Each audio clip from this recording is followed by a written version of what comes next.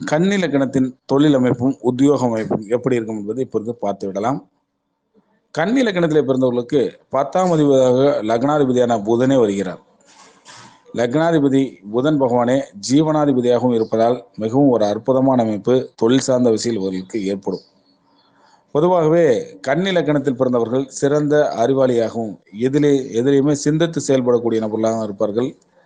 கன்னி லக்னத்தில் பிறந்தவர்களுக்கு புதன் ஆட்சி உச்சம் பெற்று தனக்கு நட்பு கிரகங்களான சுக்கிரன் சனி போன்றவர்களின் சேர்க்கை பெற்று குரு போன்ற சுப கிரகங்களின் பார்வை பெற்றால் சமுதாயத்தில் சிறப்பான உயர்நிலையினை அடையக்கூடிய ஒரு அற்புதமான வாய்ப்பு உண்டு. அதிகாரமிக்க பதவிகளை அடையக்கூடிய ஒரு வாய்ப்பும் அவர்களுக்கு கிடைக்கும்.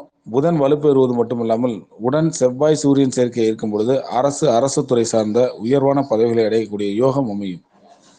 இத்துடன் சனியும் பலம் பெற்று அமைந்து விடும் பொழுது மக்களால் தேர்ந்தெடுக்கக்கூடிய உயர் பதவிகள் ஜாதகரை தேடி வரும். இது மட்டுமின்றி புதன் கேந்திர திரிகோணங்களில் சூரியன் சேர்க்கை பெற்று சந்திரன் பலமாக அமையும் பொழுது அந்த கிரக அமைப்பை குரு பார்வை செய்தாலுமே அரசு சார்ந்த துறைகளே பணிபுரியக்கூடிய அற்புதமான ஒரு வாய்ப்பும் அதன் மூலம் பொருளாதார மேன்மைகளும் பெற்று வாழ்வில் உயர்வு உண்டாகும்.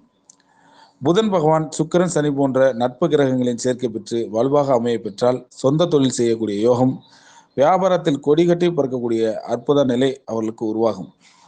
புதனுடன் சுக்கிரன் சந்திரன் சேர்க்கை உண்டாகி 9-12 ராகு பகவான் அமைய பெற்றால் ஜாதகர் கடல் கடந்து வெளிநாடு சென்று சம்பாதிக்கக்கூடிய அமைப்பு உருவாகும். புதனுடன் சந்திரன் அமைந்து சுக்கிரன் சேர்க்கை பெற்றால் பயிர் தொழில் செய்யக்கூடிய அமைப்பு, விவசாயம் செய்யக்கூடிய அமைப்பு இவர்களுக்கு ஏற்படும். புதனுடன் செவ்வாய் சேர்க்கை பெற்றால் பூமி, வேளாண்மை, விவசாய தொடர்புடைய பணிகள், விவசாய கருவிகள் செய்யக்கூடியது இதெல்லாமே அவர்களுக்கு அமையும். புதன் சுக்கிரன் சேர்க்கப்படும் போது அந்த கிரக சேர்க்கை வலுப்பெறும் பட்சத்தில் கலை, இலக்கியம், சங்கீத துறைகளில் புகழ் பெறக்கூடிய அமைப்பு அவர்களுக்கு உருவாகும். புதன் சுக்கிரன் சேர்க்கை பெற்று கேந்திர திரிகோணங்களில் அமைப்பெற்று உடன் குரு பார்வையும் இருந்தால் பெண்கள் வழியில் பெண்கள் சம்பந்தப்பட்ட தொழில்களில் சம்பாதிக்கக்கூடிய அமைப்பு, பெண்கள் உபயோகிக்கக்கூடிய பொருட்கள் இது சார்ந்த தொழில் செய்யக்கூடிய வாய்ப்பு அமையும். இது மட்டும் இல்லாமல் பார்த்தீங்கன்னா கணிதம், கம்ப்யூட்டர் இந்த துறையில் வல்லவர்களாக அவர்கள் திகழ்வார்கள்.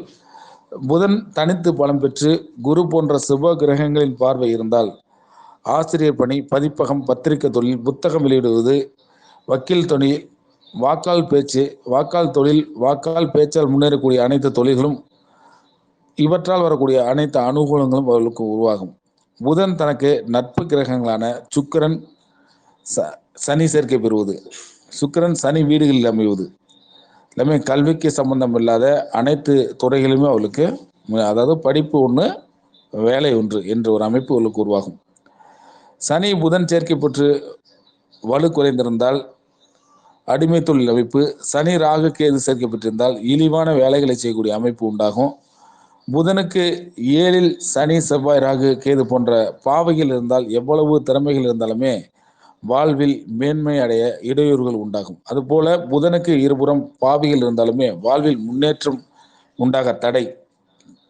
கன்னி லக்னத்தில் பிறந்தவர்களுக்கு 7ஆம் இடம் பாதகஸ்தானம் என்பதால் முடிந்தவரை கூட்டு தொழில் செய்வதை தவிர்த்து விடுவது சிறப்பு. எதிலுமே தனித்து செயல்படுவது, பிறரை சார்ந்து ஒரு உத்தியோகம் செய்யாமல் இருப்பது மிக மிக நன்று. இது கன்னி லக்னக்காரர்களின் தொழில்நிலை. நன்றி, வாழ்க வளமுடன்.